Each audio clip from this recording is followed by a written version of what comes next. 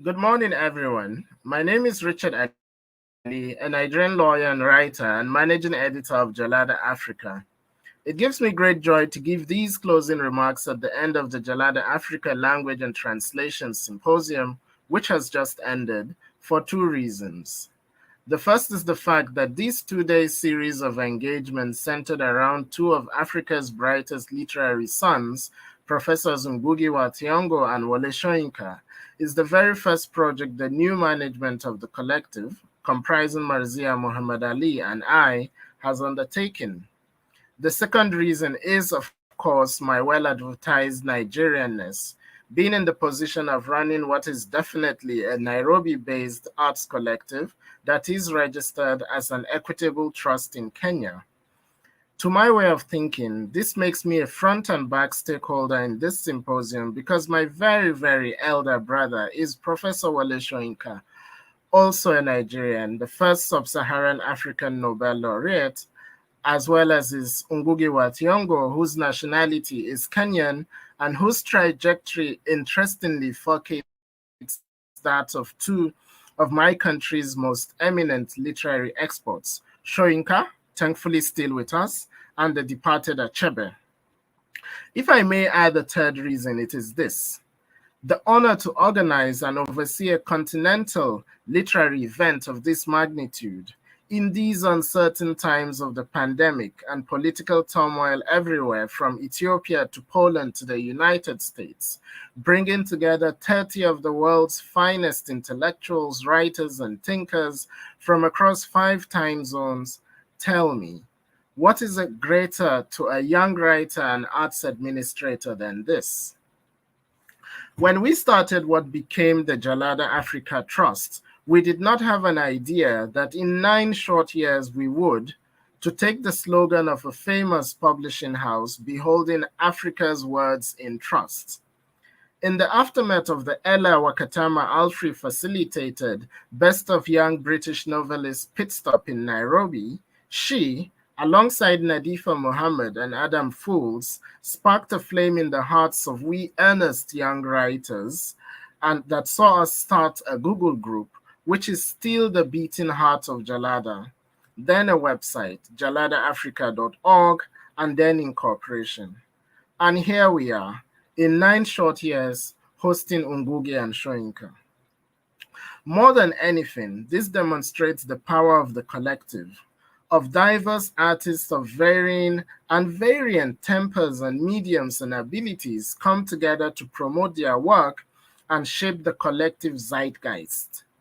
It also amply demonstrates and makes a very eloquent statement that the collective is the only way to govern, so-called, the arts. I must reiterate this. The collective is the only true way to govern the artistic and subversive ethos of all African societies. Not censorship, not criminal trials based on outdated laws, definitely not detention, enforced disappearances, or bullets. The language question is very much alive in African literature. It lies at the junction of identity, access, and authenticity. This is what has come from all 10 panels that we have listened to over the last 2 days.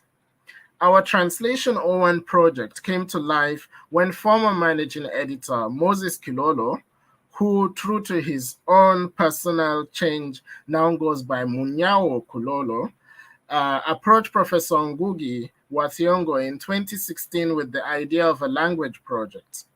The subsequent gift from the eminent professor to the collective was the fable Itwikaria Murangaru, translated as The Upright Revolution, which the collective leveraged its demonstrated activities into a raft of new partnerships, which has seen that fable become the world's most translated short story.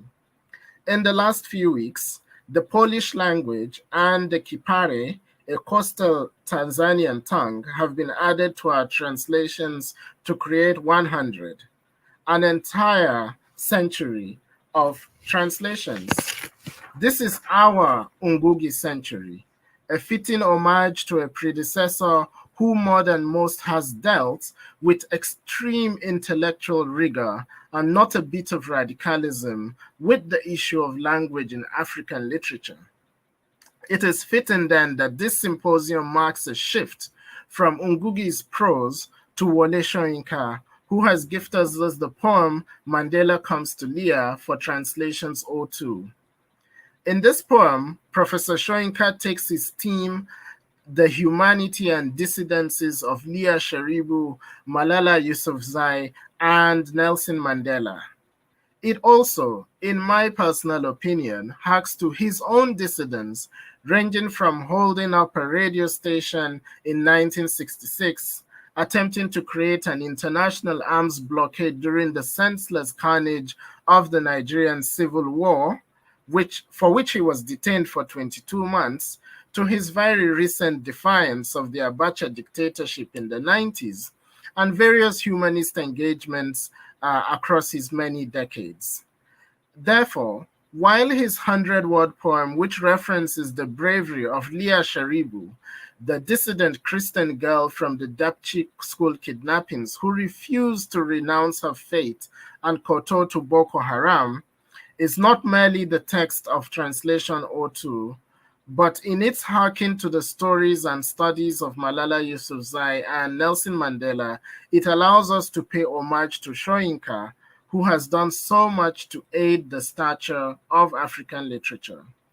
I am thus immensely proud and supportive of my immediate predecessor as managing editor of Jalada, the Kenyan writer and filmmaker Wanjeri Gakuru, who will be managing this Translations O2 project and aims to bring Soyinka's poem up to 2 centuries of languages. Relying on the bank of translators Jalada has amassed, we are very, very confident about this goal. In the coming days, we hope to gather the various discussions and panels and conversations hosted during the symposium into a single repository where these fine examples of engaged intellection can be retrieved for the value they can offer related arguments, pursuits, and even newer engagements. We also expect to come up with a publication based on the symposium, which will provide yet another format to aid retrieval and use. For the purpose of Jalada lies in the idea of Ubuntu, of sharing, leveraging, and open source for the common good. These are exciting projects that derive from the Jalada Language and Translation Symposium, which Deputy Managing Editor Marzia Muhammad Ali and I are excited about and look forward to bringing about. In conclusion, I wish to thank the board of the Jalada Africa Trust, comprising Ella Wakatama Alfrey, Dr. Jekwo Zoimene, Leila Abuleila, Yvonne Diambo, and Stephen Derwin Partington for their enthusiastic support for what we do and for their crucial oversight. Without the support of the board, this symposium would not have been possible. I must also thank the hundreds of translators and text checkers who have worked on Translations O1 and have already indicated interest on working with Wanjeri on Translations O2. We cannot appreciate you enough. I must also say a word of appreciation to Kola Tubosun for his very, very capable engagement with Wole Soyinka, streamed to the world yesterday, as well as the technical expertise, especially by Mwakesi Mwakale and Teddy Kure in Nairobi and Abuja, respectively, who helped produce this symposium alongside the curators. To Marzia, of course, for the peerless and consistent art direction. The media, led by James Murowa and the Brittle Paper blog sites, as well as print outlets too numerous to mention all across the continent, I say thank you.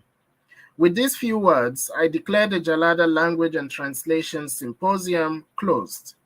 Ekushe, Nago, Nagode, Asante Sana. Thank you.